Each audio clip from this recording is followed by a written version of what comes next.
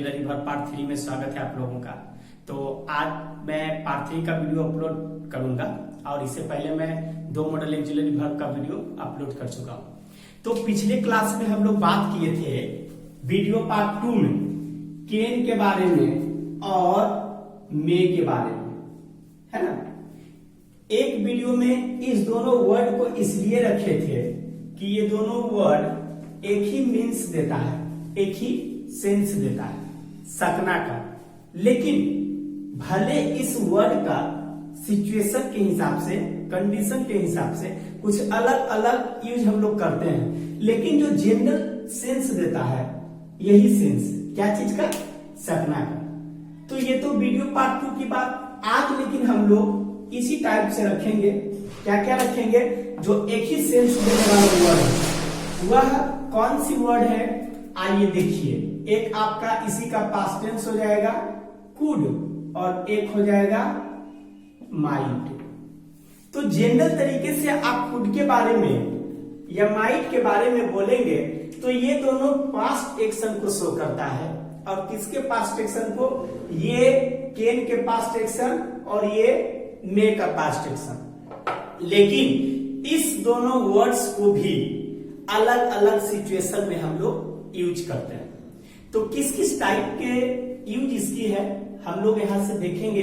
जैसे कुड की बात करें तो 1 नंबर में हम लोग कुड का जो इस्तेमाल करते हैं तो पास्ट एक्शन के लिए करते हैं।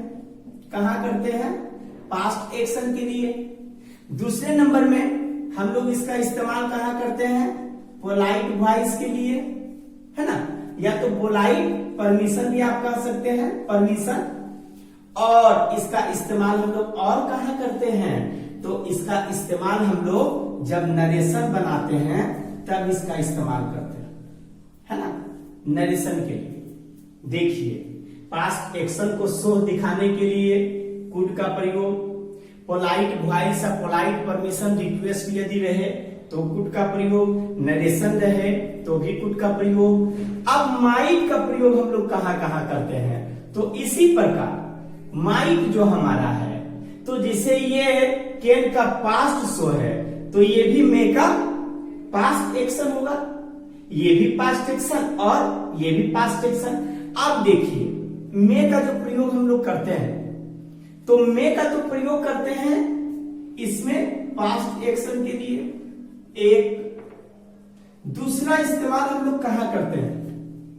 दूसरा इस्तेमाल हम लोग करते हैं जब कोई हाइपोथेटिकल हो, है ना, हाइपोथेटिकल सेंटेंस, या तो फिर हाइपोथेटिकल के अलावा कोई यहां पे एक सेंटेंस है और वह सेंटेंस कैसा है?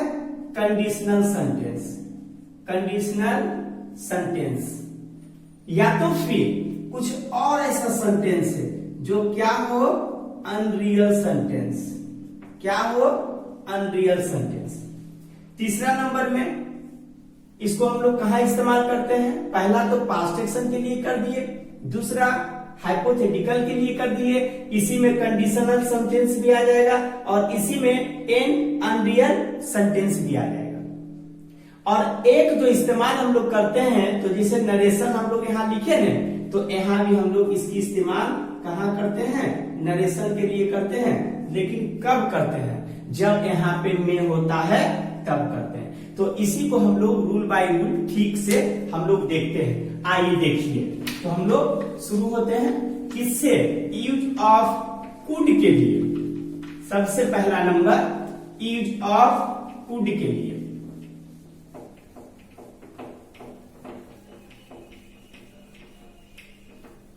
आइए देखिए, हम लोग हेडिंग देते हैं use of could, use of could, use of could. तो यूज ऑफ कुड में हम लोग यहां से लिखेंगे रूल नंबर 1। क्या लिखेंगे? Rule number 1। कुड का प्रयोग हम लोग कहां कहां करते हैं? कुड का प्रयोग हम लोग कहां कहां करते हैं? आइए देखिए, रूल नंबर 1 में हम लोग देखते हैं। देखिए, 1 नंबर में हम लोग क्या करेंगे?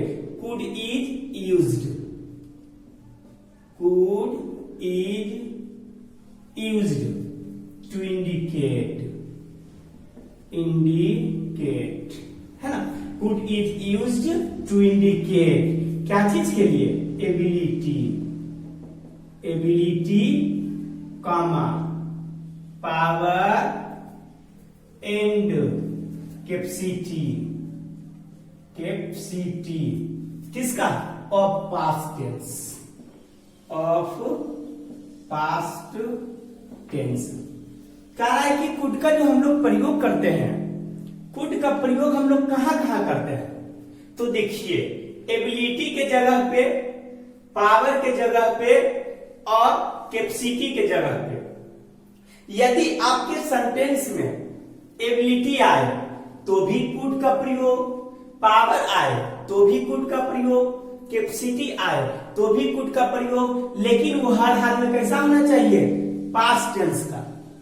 ये प्रयोग कैन का भी करते थे, लेकिन कैन प्रेजेंट टेंस को शो करता था, और ये अभी क्या चीज को शो करेगा, पास्ट को शो करेगा।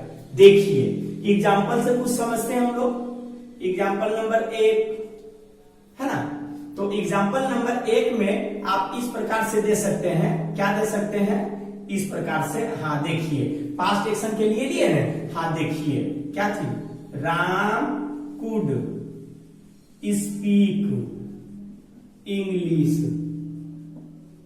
इतना सेंटेंस पहले पढ़िए। Ram could speak English, Ram अंग्रेजी बोल सकता था।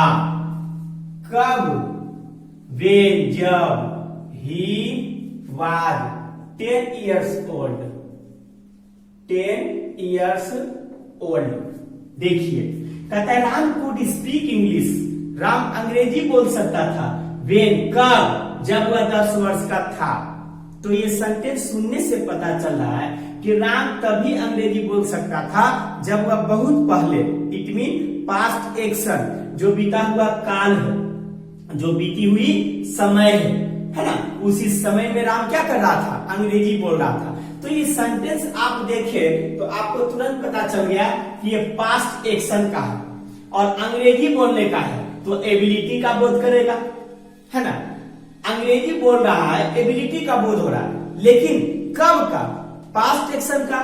तो हम भी यहां लिखे हैं past tense, it mean past, बीती हुई समय में। देखिए दूसरा एग्जांपल यदि हम लोग इसका लिखते हैं तो इस प्रकार लिख लीजिए, माई ग्रैंडफादर, दादाजी, माई ग्रैंडफादर कुड, हाँ लिफ्ट, क्या करते थे, लिफ्ट क्या चीज, रॉक, असंभव वाली बात को, रॉक मीन्स चट्टान, है ना। माई grandfather could lift this rock कर देते हैं, है ना, this rock, lift this rock,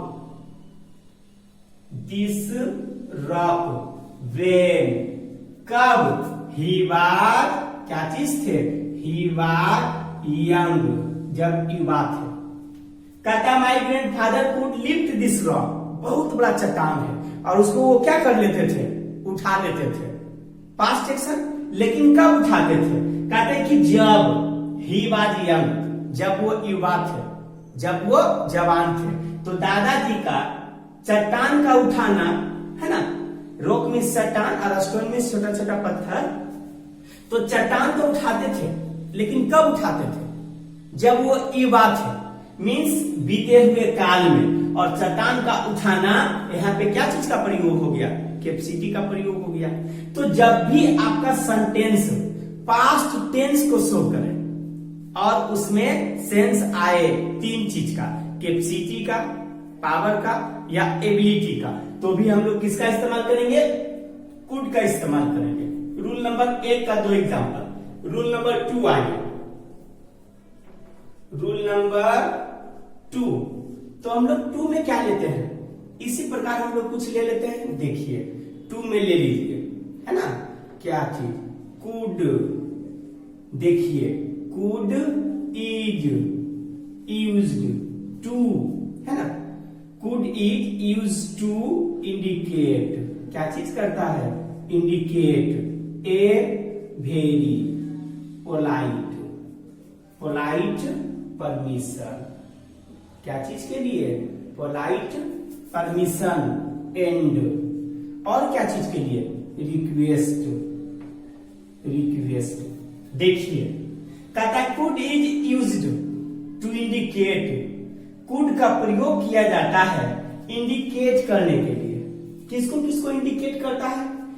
A very polite permission, या तो फिर आप इसको और ज्यादा बढ़ा करके लिख सकते हैं, तो लिख दीजिए टू टेक ए, है ना, इस प्रकार से यहां बढ़ा दीजिए टू टेक ए, इस प्रकार से indicate to take a very polite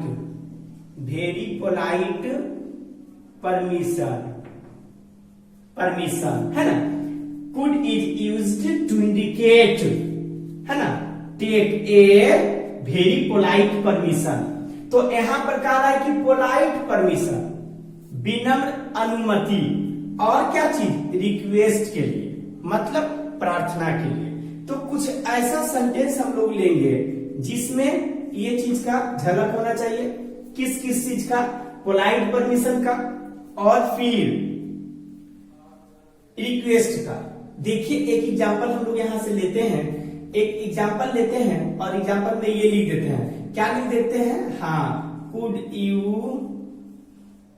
you give me your pencil, है ना, किसका पेंसिल? योर पेंसिल, है ना। देखिए लिखे could you give me your pencil. जब आप आपस में किसी से बात करते हैं और विनम्र की बात आप करते हैं या रिक्वेस्ट की बात करते हैं, तो आपके आवाज में वैसा विनम्रता होना चाहिए, है ना। रिक्वेस्ट करने के लिए लोगों के आवाज से पता चलता है कि लोग रिक्वेस्ट कर रहे हैं। रिक्वेस्ट जब आप कर रहे हैं तो किसी से आप आवाज धमकी के जैसा नहीं निकाल सकते, क्योंकि रिक्वेस्ट की आवाज से पता चल जाता है ना, कि रिक्वेस्ट का बोध हो रहा है। तो देखिए यहाँ आप पोलाइट से बोल रहे हैं, एकदम विनम्र से बोल रहे हैं, या तो फिर रिक्वेस्ट कर रहे हैं। तो आप किसी से सपोज पेंसिल मांग रहे हैं एकदम आराम से, क्या कह रहे हैं? Could you give me your pencil, क्या आप अपनी पेंसिल मुझे देंगे? यहाँ पे देखिए दे सकते हैं, बोल सकते हैं, है ना। Could you give me your pencil, क्या आप अपनी पेंसिल मुझे दे सकते हैं, है ना। तो पोलाइट परमिशन के लिए भी या रिक्वेस्ट के लिए भी हम लोग किसका प्रयोग करते हैं? कुड का प्रयोग करते हैं। दूसरा, किसी के साथ यदि आपको बैठना है तो आप लिख सकते हैं, क्या लिख सकते हैं? कुड, है ना, could I seat with you, कहा? विथ यू, है ना। Could I seat with you, क्या मैं आपके साथ बैठ सकता हूं? क्या मैं आपके साथ बैठ सकता हूं?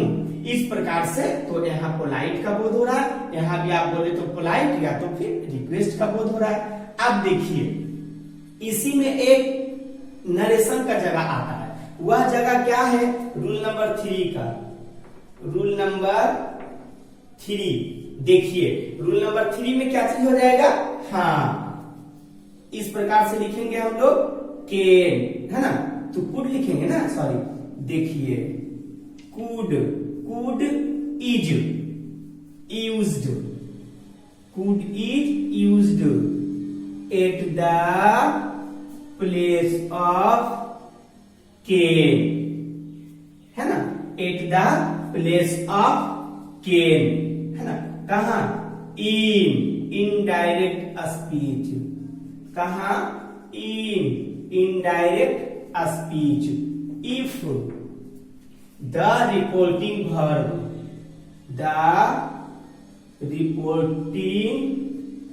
verb is in the past tense, क्या चीज में है? पास्ट टेंस में। इसको समझते हैं, फिर हम लोग बात आगे बढ़ते हैं। कुड इज यूज्ड, कुड का प्रयोग किया जाता है eight the place of can, can के स्थान पर कुड का प्रयोग किया जाता है। और कहां प्रयोग किया जाता है? कैन के स्थान पर, है ना। कहां प्रयोग किया जाता है? कैन के स्थान पर। इनडायरेक्ट स्पीच, इनडायरेक्ट स्पीच में कहता है कब? इफ, यदि the reporting verb is in the past tense, reporting verb आपका कहां होना चाहिए? पास्ट टेंस के लिए। थोड़ा सा दूसरी बात सुन लीजिए, क्लास से आउट हम जा रहे हैं, ठीक है। जब आप नरेशन बनाएंगे तो नरेशन में आपको दो चीज मिलेगा, एक डायरेक्ट स्पीच और एक इनडायरेक्ट स्पीच, है ना, और एक इनडायरेक्ट स्पीच। तो डायरेक्ट स्पीच में जब आप बनाएंगे तो आपको यहाँ पे क्वेश्चन दिया हुआ है और हम लोग को बनाना क्या होता है, इनडायरेक्ट स्पीच बनाते हैं, ठीक है। तो नरेशन में भी हमको दो भाग मिलेगा एक सेंटेंस में, एक इधर मिलेगा और एक इधर मिलेगा। तो इसी वाले को हम लोग क्या कहते हैं, आरबी, और इस वाले को हम लोग क्या कहते हैं, आरएस। तो कहता है आरबी आपका क्या होना चाहिए, रिपोर्टिंग वर्ब इज, कहां होना चाहिए, देखिए कह रहा है reporting verb is in the past tense. कहता है जब रिपोर्टिंग वर्ब आपका पास्ट टेंस में हो तो आप कैन के जगह पे क्या लिखेंगे, कुड लिखेंगे। देखिए एक एग्जांपल लिखते हैं, एक ही एग्जांपल से समझ में आ जाएगा। देखिए हम एक नरेशन पहले लिख रहे हैं और वह कैसा नरेशन लिख रहे हैं, डायरेक्ट स्पीच का, और आपको क्या बनाना है, इनडायरेक्ट स्पीच बनाना है। देखिए यहां पर लिख दिए ना, आई सेड टू यू, मैंने आपसे कहा, है ना, कॉमा दे देते हैं और इन्वर्टेड कॉमा दे देते हैं। आई कैन डू इट, क्या कर दिए, इट, फुल स्टॉप दे दिए। आपका ये सेंटेंस लिखा हुआ है और किस चीज का सेंटेंस लिखा हुआ है, ये सेंटेंस आपका नरेशन का है। और देखिए नरेशन में दो चीज है ना, यहां से यहां आरबी दिया हुआ है और यहां से यहां आरएस दिया हुआ है। RB means reporting verb, said से पता चला पास्ट एक्शन का है, और ये RS mean reporting speech, reported speech, है ना, रिपोर्टिंग वर्ब, रिपोर्टेड स्पीच। तो जब आपका रिपोर्टिंग वर्ब पास्ट एक्शन में रहे, जब आपका रिपोर्टिंग वर्ब पास्ट एक्शन में रहे तो सेड से पता चला पास्ट एक्शन में है। यदि यहां पास्ट एक्शन रहे और यहां आपका कैन रहे तो यही कैन इनडायरेक्ट स्पीच जब बनाएंगे, जब नरेशन का आंसर बनाएंगे तो यही कैन कहां चेंज हो जाएगा, कुड में चेंज हो जाएगा। देखिए चेंज करने के लिए आप इसको क्या करेंगे, पहले तो इसको बनाएंगे, है ना, इसके आंसर को क्या करेंगे, लिखेंगे इस प्रकार से। ये आपका नरेशन जो लिखा हुआ है, ये किसका नरेशन लिखा हुआ है, डायरेक्ट स्पीच का। अब हम क्या बना रहे हैं, इनडायरेक्ट स्पीच। देखिए नंबर 2 नहीं देते हैं क्योंकि इसका आंसर में होगा, तो इसको बनाने के लिए देखिए आई और सेड टू बदल जाएगा टोल्ड में, यू जो के त्यों लिख देंगे, क्या हो जाएगा, I told you. Inverted coma को हटाने के लिए आपको डेट का इस्तेमाल करना होगा। देखिए डेट दे दिए, अब आई ना है, फर्स्ट पर्सन सब्जेक्ट के मुताबिक चेंज होता है, तो यहां भी आई है, तो आई और आई तो आई हो जाएगा। अब देखिए फिर से हमारा आरएस में कैन आया है, तो यही कैन कुड में चेंज हो जाएगा। तो आई तो आप यहां के बदले लिख दिए पर्सन को देख करके, लेकिन ये जो कैन है इसके लिए आपको कुड का यूज करना होगा, है ना, ऊपर है कैन और नीचे लिखना होगा कुड। लेकिन कब, जब आपका इधर पास्ट टेंस रहे, आरबी पास्ट टेंस रहे, तब लिखेंगे, ठीक है। तो यहां पे कैन के जगह पे हम लोग किसको लिख दिए, कुड को लिख दिए, और डू जो के त्यों आ जाएगा और इट भी सेम हो जाता है, फुल स्टॉप। ये आपका नरेशन बन गया है, और ये कौन नरेशन बन गया है, इनडायरेक्ट नरेशन या तो इनडायरेक्ट स्पीच। क्या बन गया है, इनडायरेक्ट स्पीच, ऊपर डायरेक्ट स्पीच और नीचे इनडायरेक्ट स्पीच। एक बात और सुनिए, केवल कैन ही नरेशन में चेंज नहीं होता है, कैन रहता है तो कुड हो जाएगा, में रहेगा तो माइट हो जाएगा, सेल रहेगा यहाँ पे तो शुड हो जाएगा, बिल रहेगा तो वुड हो जाएगा। तो मॉडल एक्सिलरी वर्ब में जो ऊपर प्रेजेंट का बोध कर रहा है, जस्ट अपोजिट उसका क्या हो जाएगा, यहाँ पास्ट का बोध हो जाएगा। क्या हो जाएगा, क्योंकि आपका आरएस यहाँ पे क्या लेकर के आ रहा है, पास्ट एक्शन को लेकर के आ रहा है, इसलिए हम लोग क्या चीज कर देंगे, पास्ट का बोध कर देंगे। तो ये 3 रूल है, किसका, कुड का। जो हम लोग कुड, फिर से समझिए एक बात, कहता could is used to indicate ability, power and capacity of past tense. कहता ये तीनों का बोध हो, लेकिन कैसा बोध हो? पास्ट टेंस में बोध हो। ठीक है, तब आपको क्या करना है? कुड का प्रयोग करना है। जैसे Ram could speak English, Ram अंग्रेजी बोल सकता था when जब he was 10 years old, जब वो 10 वर्ष के था। बीते हुए समय का बोध हो रहा है, पास्ट टेंस का बोध कर रहा है। माई grandfather could lift this rock, वो मेरे दादाजी जो थे चट्टान को क्या कर देते थे? उठा देते थे, है ना? कब? जब वो यंग थे, मतलब जब वो जवान थे, युवा थे। ये भी पास्ट का बोध हो रहा है। अब देखिए, कहता है could is used to indicate take a very polite permission, है ना? कब? एंड रिक्वेस्ट, कह जब वेरी पोलाइट परमिशन की बात आए, है ना, या तो रिक्वेस्ट की बात आए, तो हम लोग किसका इस्तेमाल करते हैं? हम लोग इस्तेमाल करते हैं कुड का। जैसे आपको किसी से कुछ मांगना है तो आप उसको एकदम प्रेस करके नहीं मांग सकते हैं। आपके आवाज में हर हमेशा पोलाइटनेस होनी चाहिए, है ना, विनम्रता होना चाहिए। देखिए, कह रहा could you give me your pencil, क्या आप मुझे अपनी पेंसिल दे सकते हैं या देंगे? ऐसे भी उच्चारण कर सकते हैं। Could I seat with you, क्या मैं आपके साथ बैठ सकता हूं?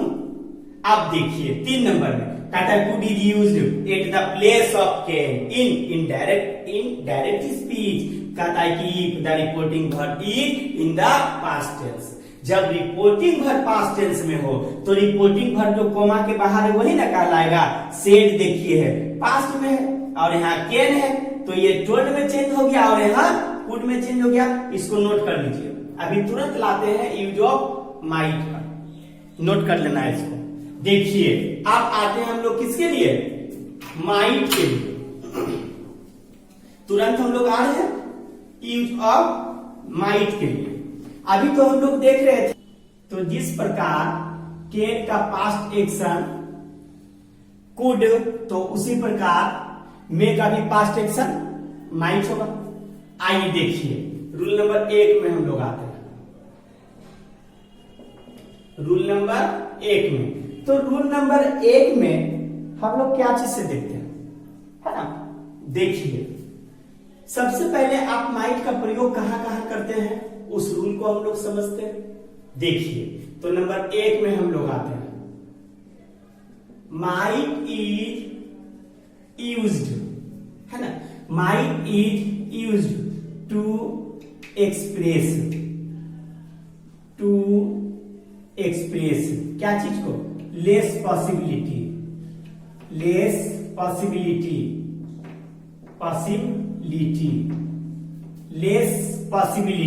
है ना? लेस पॉसिबिलिटी मीन्स क्या होता है? कम संभावना। लेस पॉसिबिलिटी मीन्स क्या होता है? कम संभावना होता है। तो माइट का प्रयोग हम लोग कहां करते हैं? Might is used to express less possibility. Less possibility के मीन्स क्या चीज होता है? कम संभावना, है ना? संभावना 2 तरह का होता है, एक संभावना है और एक संभावना कम है। हो भी सकता है और नहीं भी हो सकता है। तो माइट का प्रयोग हम लोग करते हैं लेस पॉसिबिलिटी के लिए। जब भी कम संभावना हो तो हम लोग माइट का प्रयोग करेंगे। ठीक है, देखिए एग्जाम्पल से हम लोग यहां समझ लेंगे। नंबर 1 क्या चीज दे देंगे? इस प्रकार दे देते हैं ना, द बीजेपी, क्या चीज? Might. The BJP might win the election, है ना? चुनाव, win the election. The BJP might win the election. क्या बीजेपी चुनाव जीत सकती है? बीजेपी चुनाव जीत सकती है ना? बीजेपी चुनाव जीत सकती है। तो जैसे ही हम माइट का प्रयोग यहां किए, जैसे ही हम माइट का प्रयोग किए, तो समझ जाइए कि इसमें छिपा हुआ है, क्या छिपा हुआ है? Less possibility. क्या छिपा हुआ है? लेस पॉसिबिलिटी, मतलब कम संभावना। जब आपके सेंटेंस में का प्रयोग हो जाए तो ज्यादा संभावना, जब आपके सेंटेंस में माइट का प्रयोग हो जाए तो कम संभावना। माइट दिए तो लेस पॉसिबिलिटी हुआ, कम संभावना हो रहा है। लेकिन इसी सेंटेंस को यदि में आप ढालिएगा तो वहां भी सेंटेंस सुटेबल हो जाएगा, लेकिन वहां केवल पॉसिबिलिटी होगा, संभावना होगा। देखिए एग्जाम्पल नंबर हम लोग 2 लिख देते हैं, इसी सेंटेंस को एकदम हूबहू लिख देते हैं, है ना, तो ज्यादा पकड़ में आएगा। द बीजेपी में विन द इलेक्शन, क्या चीज, इलेक्शन। देखिए सेंटेंस दोनों सही है, गलत दोनों नहीं है, सेंटेंस दोनों सही है, लेकिन जब माइट लगाइएगा तो लेस पॉसिबिलिटी बनकर के आएगा, कम संभावना बनकर के आएगा। लेकिन जब में लगाएंगे तो ये सेंटेंस केवल पॉसिबिलिटी बनकर के आएगा। क्या बनकर के आएगा, हाँ पॉसिबिलिटी, है ना, पॉसिबिलिटी। देखिए पॉसिबिलिटी केवल यही बनकर के आएगा, मतलब केवल संभावना बनकर के आएगा। तो जब भी कभी आपको सेंटेंस मिले, है ना, ये तो शुरू में ही बोले थे कि थोड़ा सा मॉडल ऑक्सिलरी वर्ब कहीं कहीं आपको फंसाएगा, तो यहाँ पर माइट भी सुटेबल है और यहाँ पर में भी सुटेबल है। ये आपको ध्यान देना है कि कोई सेंटेंस पढ़ने के बाद सेंस ज्यादा दे रहा है, लेस पॉसिबिलिटी का दे रहा है, कम संभावना का दे रहा है, तो माइट का प्रयोग, और पॉसिबिलिटी का दे रहा है, संभावना का दे रहा है, तो मे का प्रयोग। ठीक है, लेकिन सेंटेंस दोनों आपका क्या है, दोनों सही है। माइट इस्तेमाल किए तो कम संभावना, मतलब जीत भी सकता है और नहीं भी जीत सकता है, और में लगाए तो ज्यादा संभावना है, एकदम श्योर है कि वो क्या कर जाएगा, विन कर जाएगा, मतलब जीत लेगा। तो रूल नंबर 1 का 2 एग्जाम्पल, फिर हम लोग रूल नंबर 2 तुरंत देखते हैं। रूल नंबर 2 हम लोग देख लेते हैं। तो 2 में क्या है, जिस प्रकार आपने अभी तुरंत देखा कैन का कुड पास्ट एक्शन, तो में का पास्ट माइट होगा, वो क्या होगा, देखिए आते हैं, है ना, इस प्रकार से, सॉरी तो में ना हो जाएगा। आइए देखिए माइट, क्या चीज हो जाएगा, माइट, है ना, माइट इज यूज्ड कहां, as the past tense, as the past tense किसका, ऑफ में, ऑफ में। देखिए कहा कि माइट इज यूज्ड, माइट का प्रयोग किया जाता है, माइट का प्रयोग किया जाता है एज, जैसा कि द पास्ट टेंस में ऑफ में का पास्ट टेंस, वो क्या है, तो हम लोग एग्जाम्पल से समझते हैं। एग्जाम्पल नंबर 1, आइए देखिए, जैसे यहाँ दोनों एग्जाम्पल अलग लिखे हैं, उसी प्रकार यहाँ भी केयर कीजिएगा, दोनों एग्जाम्पल अलग लिखेंगे। एक आपको एग्जाम्पल दे रहा है, क्या दे रहा है, इट में रेन टुडे। ये सेंटेंस जब आप देखे तो टुडे से पता चला कि आज, अभी, प्रेजेंट, तो ये किसका बोध कर रहा है, प्रेजेंट का बोध कर रहा है। किसका बोध कर रहा है, प्रेजेंट का बोध कर रहा है ना, किसका बोध कर रहा है, प्रेजेंट का बोध कर रहा है। देखिए ये प्रेजेंट का बोध कर रहा है। लेकिन दूसरा एग्जांपल आपका यदि ऐसे रहे, क्या रहे, इट माइट रेन, कब, यस्टरडे, कब रहे, यस्टरडे। देखिए इट माइट रेन यस्टरडे, जैसे ही यस्टरडे आया है तो आपका किसके लिए लेकर के चला आया है, तुरंत आपको पता चल गया कि ये कैसा टाइम होगा, पास्ट होगा, मतलब बीता हुआ काल है। तो देखिए माइट, 2 चीज आप सीखे, एक चीज तो सीखे कि लेस पॉसिबिलिटी के लिए माइट का प्रयोग, कम संभावना के लिए माइट का प्रयोग, एक चीज सीखे। दूसरा चीज क्या सीखे, हाँ में का पास्ट एक्शन शो करता है, पास्ट टेंस शो करता है, पास्ट टाइम शो करता है, कौन, माइट। तो अब तक हम लोग 2 चीज सीखे हैं। अभी फिर तुरंत आते हैं रूल नंबर 3 में, अभी उसको भी देख लेते हैं क्या है। देखिए रूल नंबर 3 क्या है, तो इन दोनों से थोड़ा सा डिफरेंट होगा रूल नंबर 3। वो स्ट्रक्चर पे डिपेंड होगा, है ना। तो इसको हम लोग समझेंगे। देखिए, तो आप इसको इस प्रकार लिख सकते हैं, might, might, might is used to express, है ना। Might is used to express, क्या एक्सप्रेस करता है, एन अनरियल। देखिए, अनरियल अलग है, एन अलग है ना। एन एक के लिए आया है और अनरियल के मीन्स क्या होता है हम लोग बाद में देखते हैं। अनरियल ऑब्लिक मतलब या, मन करे तो कोमा भी दे सकते हैं, ठीक है। चलिए कोमा ही दे देते हैं। आइए देखिए, कॉमा, अनरियल क्या है बाद में समझेंगे। एक हो गया। अब अनरियल के बाद कुछ और ऐसी सिचुएशन आ जाए जो हाइपोथेटिकल का हो। क्या हो, हाइपोथेटिकल, हाइपोथेटिकल एक्शन। किसका हो, हाइपोथेटिकल एक्शन। एंड और क्या हो, कंडीशनल सेंटेंस हो। और क्या हो, कंडीशनल सेंटेंस हो, कंडीशनल सेंटेंस हो। देखिए, अब इसको वन बाय वन हम लोग समझते हैं, कौन किसके लिए आया है ना।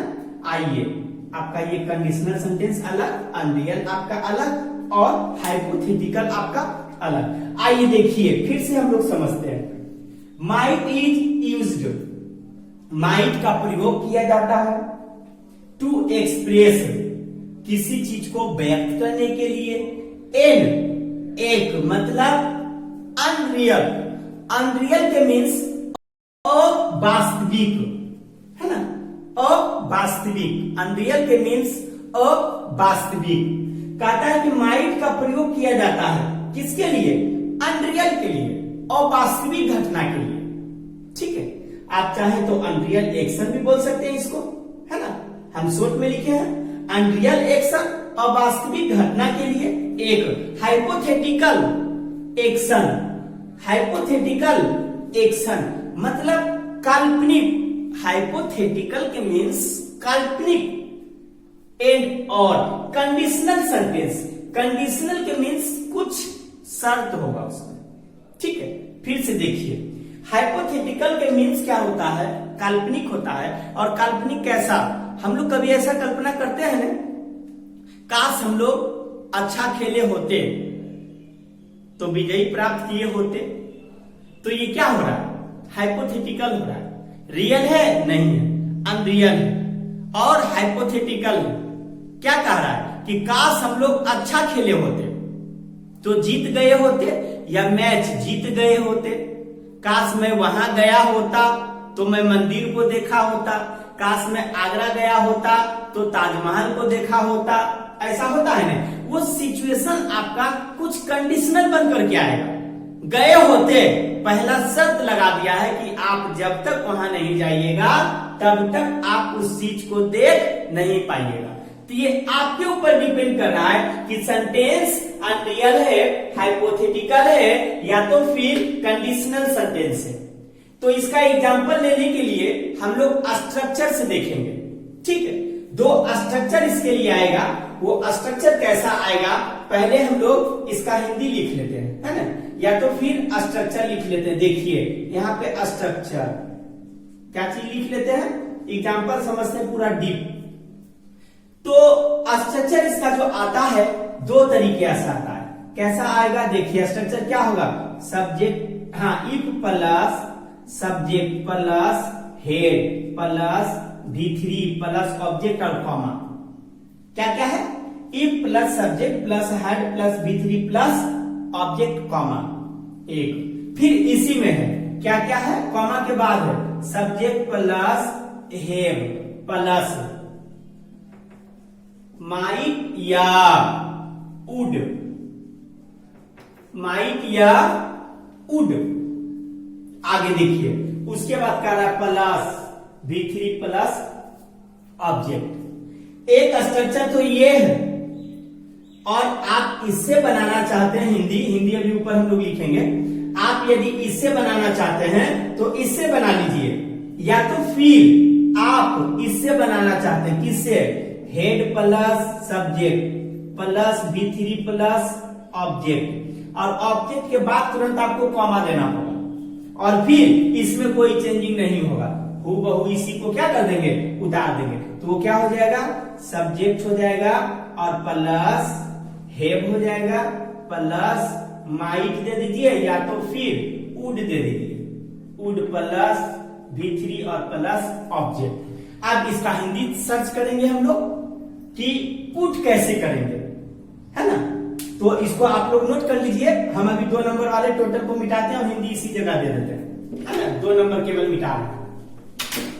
देखिए हम लोग हिंदी देते हैं और दोनों को 2-2 सेंटेंस से हम लोग बनाएंगे तुरंत और बन भी जाएगा, बहुत इजी है।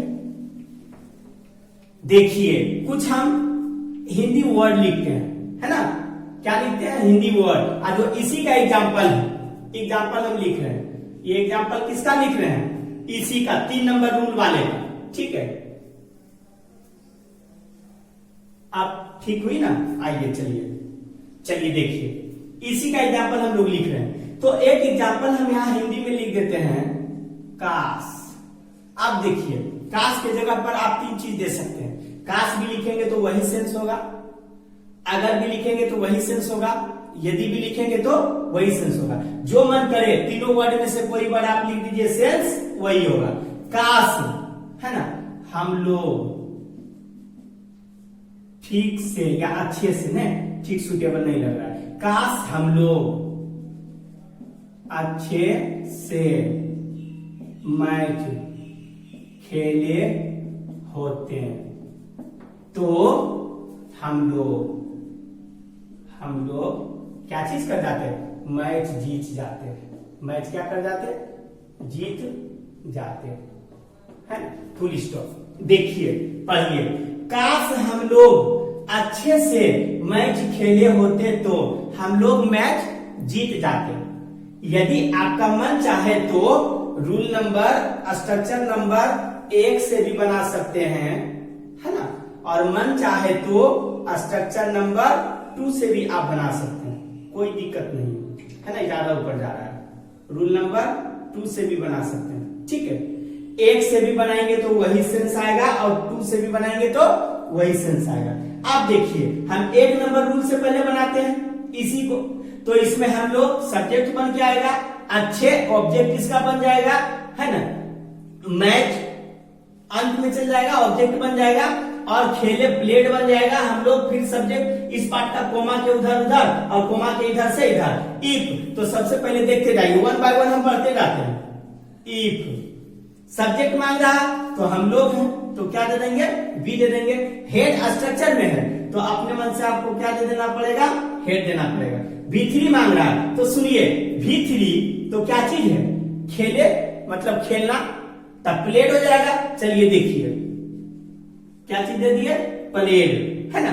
अब क्या चीज कहता है, ऑब्जेक्ट, तो क्या चीज है, प्लेड, है ना। और क्या चीज है, द मैच वेल, क्या चीज हो जाएगा, if we had played the match, क्या चीज, वेल, है ना, अच्छे से खेले होते। फिर हम लोग यहां से कोमा दे देते हैं, ठीक है।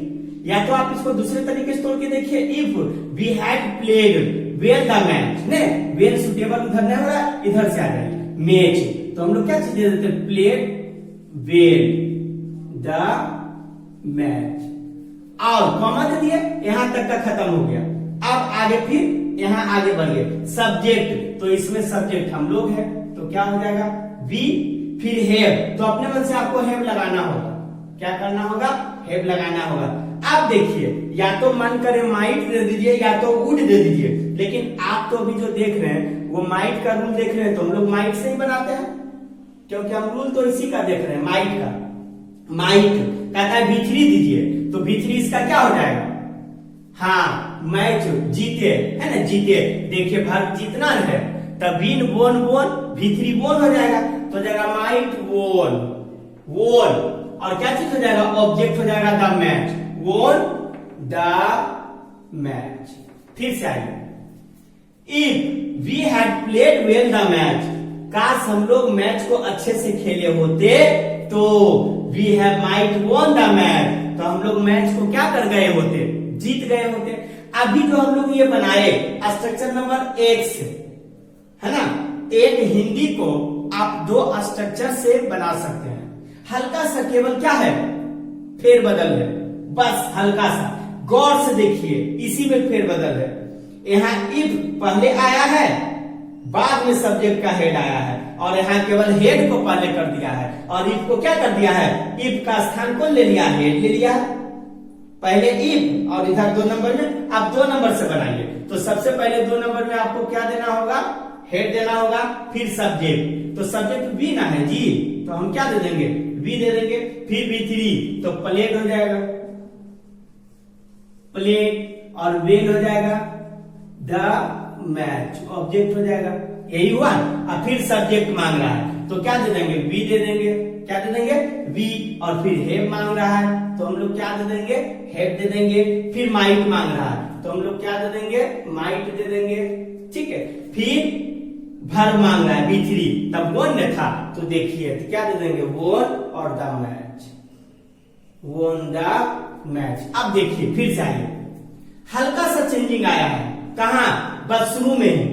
जैसे स्ट्रक्चर में चेंजिंग आया है वैसे आपका सेंटेंस में भी चेंजिंग आया है। कोई खास चेंजिंग नहीं है, क्योंकि स्ट्रक्चर में ही चेंजिंग नहीं है तो इंग्लिश में कहां से चेंजिंग रहेगा।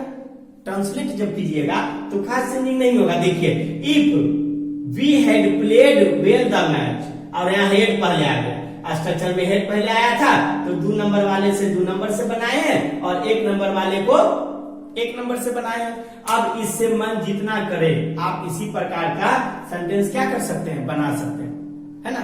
अब जिसे यहाँ देखिए, काश हम लोग आगरा गए होते तो ताजमहल को देखे होते, है ना। काश आप लोग यहाँ आते या आए होते तो आप लोग कुछ प्राप्त किए होते। तो इस तरह से हिंदी, है ना, आप एनालिसिस करके बहुत सारे हिंदी को बना सकते हैं। लेकिन एक तरीके से नहीं, 2 स्ट्रक्चर दिया गया है, आप दोनों स्ट्रक्चर पर उसको क्या करिएगा, पुट कीजिएगा, है ना, दोनों स्ट्रक्चर पर। तो देखिए 3 रूल अभी हम लोग देखे थे, किसका, माइट का। अब आइए आज के वीडियो में जो हम लोग सीखे हैं, कितना रूल, 3 रूल सीखे थे, किसका, कुड का 1, और 3 रूल हम लोग किसका सीखे हैं, माइट का। आज हम इस वीडियो में पार्ट 3 में 6 रूल्स अचीव किए, है ना। 6 रूल्स आप उसको केयर से और भी देखिएगा, और फिर जब नेक्स्ट वीडियो में हम लाएंगे तो उसी टाइप से मॉडल्स को लाएंगे जो एक दूसरे से कंबाइन होता हो। जैसे शुड जब लाएंगे तो उसमें मस्ट भी लाएंगे, आउट टू भी लाएंगे, वी जब लाएंगे तो उसमें सेल भी लाएंगे, है ना। तो इस टाइप से धीरे धीरे करके हम सारा मॉडल्स को क्या करेंगे, खत्म कर देंगे। आज यहीं तक रहने देते हैं, बाकी नेक्स्ट वीडियो के लिए इंतजार कीजिए। Thanks watching for this video.